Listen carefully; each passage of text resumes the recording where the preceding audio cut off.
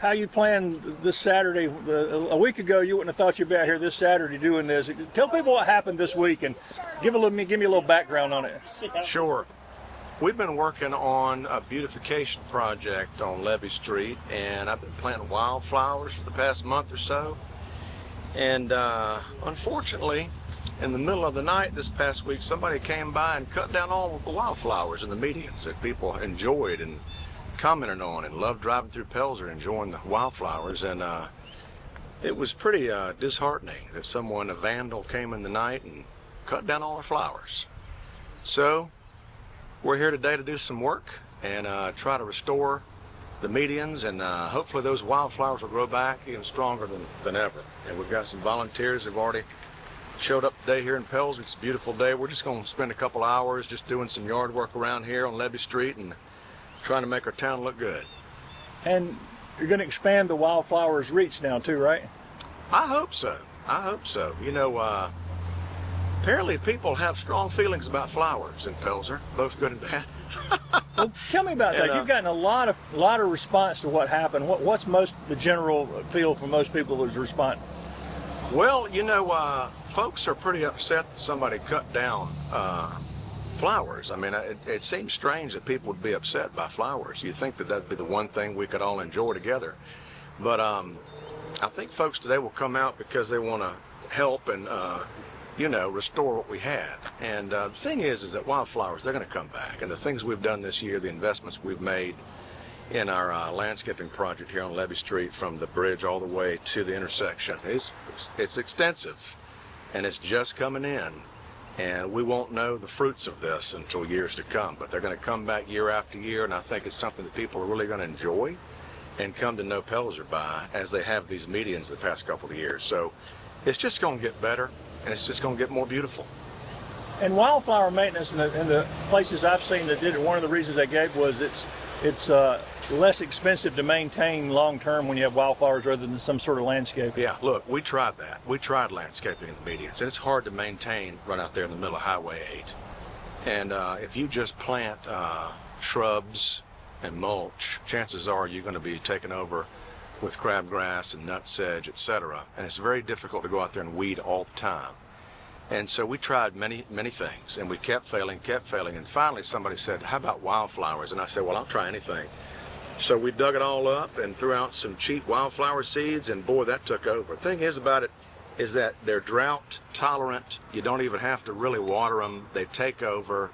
If there are any weeds, chances are you can barely even see them in the middle of all of the blooming beauty. But it's they're the good for cheapest way to go. pollinators too, right? That's right, man. It's all the right reasons. They're great. And I learned that I'm planting shorter wildflowers now, less than 2 feet, so they don't get in the way of people's views as they're trying to turn on Levee Street. And it's a cheap, low maintenance solution.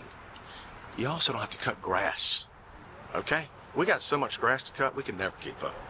So if we invest in replacing grass or other things, other landscaping and ground covers with wildflowers and let them take over, then we don't have to worry about it anymore. And it will come back each year. And that was proven to me this year, because in the winter, we went out to the medians and pulled everything up, put new dirt on top, and I was going to plant new wildflowers this spring, short ones.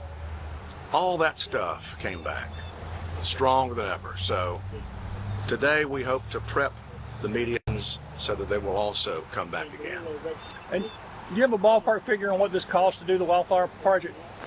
Well, the seeds themselves were not that expensive. It was spent like $700. I spent like $800 on plants, perennials that we put up and down, and then planters over here. So they'll all come back. And then spent some money on dirt, like $4,000 on new dirt that was shipped in that we're putting everywhere. The expensive part was the excavation of the dirt and the grass all up and down Levee Street. That was the expensive part. And hired a local company. They live in Pelzer and Belton, one of my former students. And they dug it up. They had to hire 12 extra people and rent a skid steer and other equipment. And they took all the dirt and put it down there in the hole down there by the lower boat ramp, which is something we've been trying to do anyway. So we kind of killed two birds with one stone, because they've been wanting that filled up down there. And we did that, and they smoothed it out. And it added up. It got to be a little more expensive than I expected, but in looking at other people who would do this, we found that this was pretty much in the same ballpark as anybody else who could do it. And so I broke it down into small projects and paid for that. I followed the purchase code of the town. I followed all the rules, and when the council wanted to know every single dime I spent on this so-called wildflower project, I provided it to them. And it added up to a significant amount, over $30,000. But guess what? We do these projects all the time. In the winter, we approved a project where we cut down dead trees, removed brush on several properties, which also added up to a similar amount. So it's not like we haven't done this before. It's just for some reason, folks have been out of shape about this one. But I think they're going to appreciate the investment because they haven't seen it. They haven't seen the vision yet. They will see it. And I think they're going to enjoy it for years to come. And I'm proud of this. I'm glad I did it. I had to do it that way to make it fast because we were running out of spring. If I had done it the long way to do it, to get all these different quotes, a giant, and that's how I normally like to do it, but I saw a time frame here to get it done, and I wanted to do something to set Pelzer apart. So when you drive through town, you think, oh, this is a great place. I was inspired by the compliments. When I was out there pulling up weeds this spring in the heat, people would slow down and say, I like driving through Pelzer. Thank you for what you're doing. And I thought, okay, this is something important. Let me see if I can expand this and really make a dramatic difference in beautification on Levee Street in a way that is long-term very inexpensive. The initial investment, the dirt and grass excavation, that was expensive. But we have hospitality funds. This is what we're supposed to spend it on. We get hospitality funds, 2% on prepared food. So our few places that do that, we are beautifying areas near them and in front of them that essentially they have paid for this. Okay, this doesn't come from taxes from the town because we don't have property taxes in Pelzer.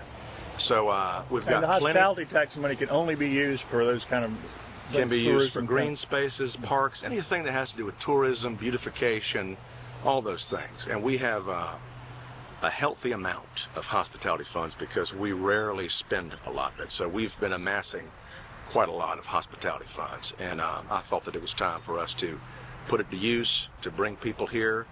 I mean, I couldn't believe some of the positive comments I received, hundreds of them. And folks who said, I told my friends in Greenville to come to Pelzer to see the wildflowers. And I'm thinking, you mean just in these couple of medians? That's it? Wow, what an impact. So I thought, well, let's grow that impact, and literally. And so I think it's going to be something that people come to really appreciate, and we can all get behind this. You got a good turnout of volunteers here on a summer Saturday morning. Probably so. Is that encouraging? They showed up a little bit early. Yeah. And you know what? If one person showed up, that's fine. If 10, great. It doesn't matter. It's, like I said earlier, it's not about what happened with the vandalism of chopping down of town property and chopping down of flowers. I don't care who did it. It doesn't matter. It's how we respond. And, it's always best to take a tough situation that tears you down and think, how can I turn this into a positive? How can I take this and do something good from it? And that's what we're doing today.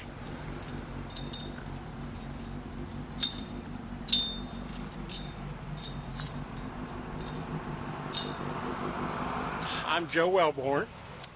I'm from Piedmont, but my church is in Pelzer. So I'm here to support Will and take care of him and follow his lead. And he inspired me at my church.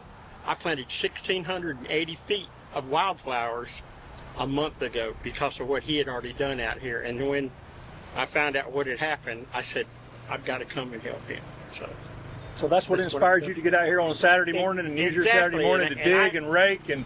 Yes, and I cooked breakfast for 15 people this morning to send them down to the coast for Sakahatchee. So, yeah, I'm here and I'm ready to go to work. So, yeah. And Will is a very inspirational person. You follow his lead and you'll be doing the right thing. He's done really good things for this town, this community, and everyone here. So, and this is a great way to give back. It really is. And I sincerely believe, it's just the right thing to do.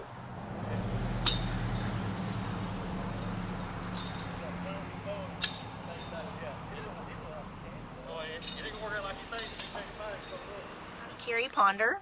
I'm Brian Coker. And what inspired y'all to come out here on this Saturday morning and donate your time to dig and work in the dirt? You want to start off? Yeah, well, Okay. first of all, my mother was born and raised in Pelzer, so I have relatives here.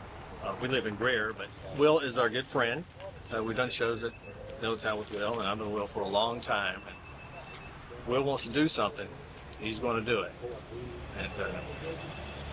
And he puts his heart and soul into it. Let's put it into this. And so he wants to make this place beautiful. And the fact that somebody came and did what they did is upsetting. But anyway, we're here for Will. We're here for the town. When something is so beautiful, like flowers, and something that brightens people's day, I don't understand why someone would be that cruel and just thoughtless. And so when we saw that this was an opportunity to help out a dear friend, and there were flowers involved, absolutely, we kind of dropped everything we were planning to do today so that we could be here. And I think we're going to have a really huge turnout today of people who love and support Will. There's a lot more good than there is bad in this situation.